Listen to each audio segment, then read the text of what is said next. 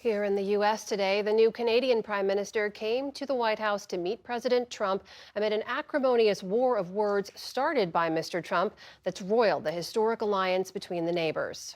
Mark Carney was elected just last week after his predecessor, Justin Trudeau, stepped down in March. Mr. Trump's repeated insistence that the U.S. should annex Canada and the tariffs levied on many goods are leading to an unprecedented outpouring of anger in Canada.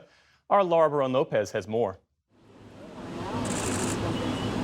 Today, a meeting between two neighbors, their historic alliance in tatters. Thank you for your hospitality. President Trump sitting down with Canada's new Prime Minister, Mark Carney, who campaigned on a promise to confront Trump. His party was losing by a lot, and he ended up winning, so I really want to congratulate him.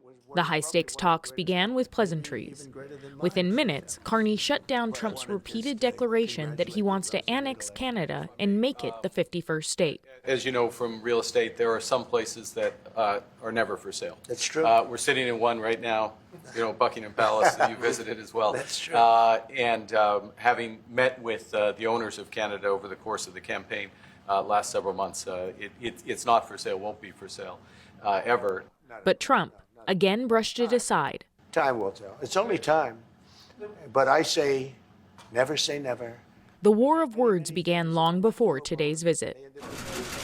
Carney, fresh off his election win last week, was clear that the U.S.-Canada relationship is completely changed. Our old relationship, based on steadily increasing integration, is over. The questions now are how our nations will cooperate in the future and where we in Canada will move on. At today's meeting, differences on trade were front and center, even if they were muddled by more false statements from President Trump. Well, we don't do much business with Canada from our standpoint. They do a lot of business with us. We're at like 4%, and usually those things don't last very long.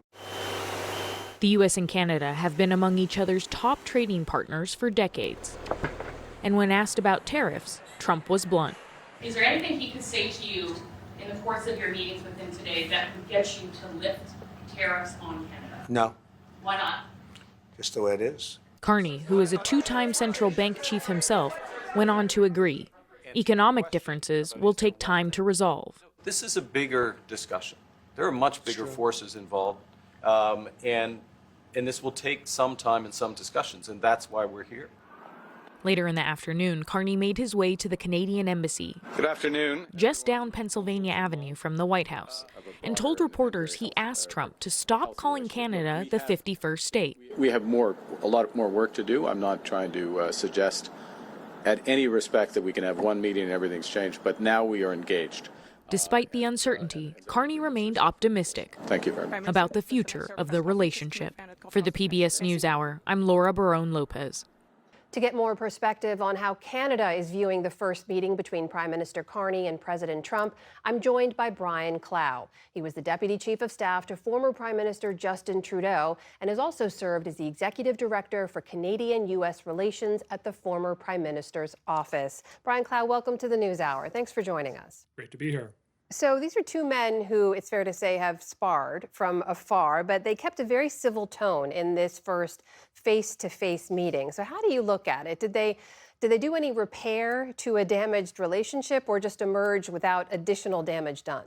I think the Canadian goal going into this meeting was to restart the relationship after a very tumultuous few months since Donald Trump returned to office.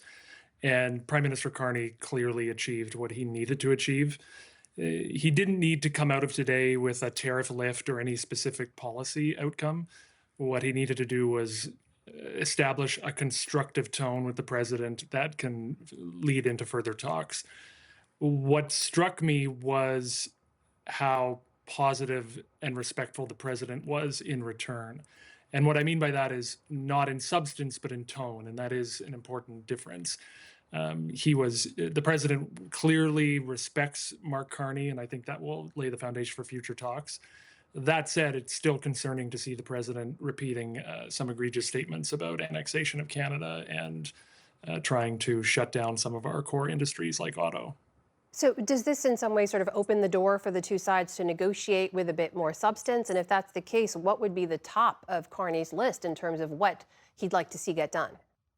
Right. It's, well, I know the Canadian side, and I'm sure the American side too, were using today to scope out what could be the foundation for further talks and where there might be some room for cooperation.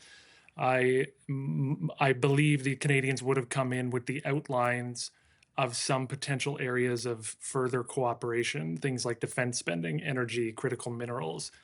But there can only be further cooperation if the tariffs are ultimately lifted. And as long as the tariffs are in place, I think we're going to continue to see the relationship be quite strained.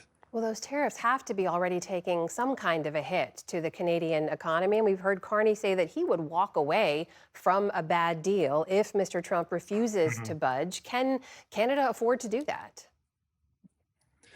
So it's definitely having an impact on our economy, just like it's having an impact on the U.S. economy. There has been some slowdown already in the Canadian auto sector, and the tariffs have caused a general chill, a freeze on investment and growth in the country. That said, and I don't want to understate the challenges that we've already faced, I think Canada has time here to weather this storm, and therefore Prime Minister Carney and his team have some time and some room to negotiate, and they won't be forced into a bad deal. The Prime Minister has said that clearly.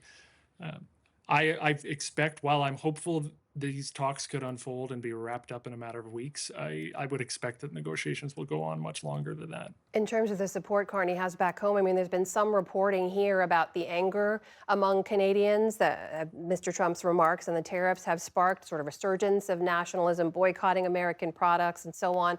How would you describe what you've seen there on the ground?